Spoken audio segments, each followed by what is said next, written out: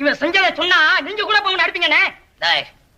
நான் உன்ன மாதிரி மிருகம் இல்லடா, எனக்கு கொஞ்சம் புத்தி இருக்கு. என்னதான் ஒரு மனுஷன் தப்பு செஞ்சாலும் இத்தனை பேர் சேர்ந்து அடிக்கிறதவனே. இவன் பெரிய துரோகின்னு இவனை இதோட விடக்கூடாது. அவன் என்ன துரோகம் செஞ்சா அதை சொல்ற? அண்ணே இந்த சோதா பைய சூதாட தப்பு அப்படி இப்படின்னு சொல்லி பாட்டு பக்கம் போட்டு வைக்கிறானே. ஓஹோ, சூதாட கூடாதுன்னு சொல்றதே தப்பா? சொல்லிட்டு ஆகி போச்சா? அது போல சொல்றவன் நடக்க வேணாமா?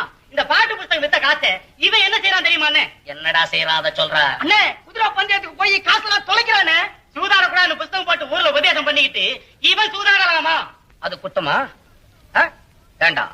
அவன் பழகிட்ட சூதாட்டத்தை மறக்க முடியாம கஷ்டப்படுற மாதிரி மத்தவங்க படக்கூடாதுன்னு எடுத்து நன்மை சொல்றான். இது தப்பா? அப்போ சொல்றது ஒண்ணு செய்யறது ஒண்ணா? சொல்றவன் சொந்த வாழ்க்கைய பத்தி எல்லாம் கிளறி பார்க்காதே. அவன் சொல்றதுல அறிவுக்கு பொருத்தமா இருந்தா நடங்க, இல்லன்னா போங்கடா. அதுக்காக இல்லண்ணே. எதுக்கா இருந்ததா என்னடா? இந்த காலத்துல நல்லத சொல்றவங்களே நாட்டுல கொஞ்சம் பேர் தான்டா. அவங்களே அடிச்சு கொண்டுடுங்க. நாடு உருப்பிட்ட மாதிரிதான். அதனாலதான் நாகரிகமும் வளரல, நல்ல புத்தியும் வளரலன்னு ரொம்ப நாளா சொல்லிக்கிட்டு இருக்கேன். நீங்க சொல்றது என்னமா சரிதானே? சரிதான்னு சொல்லிட்டா போதாது தம்பி.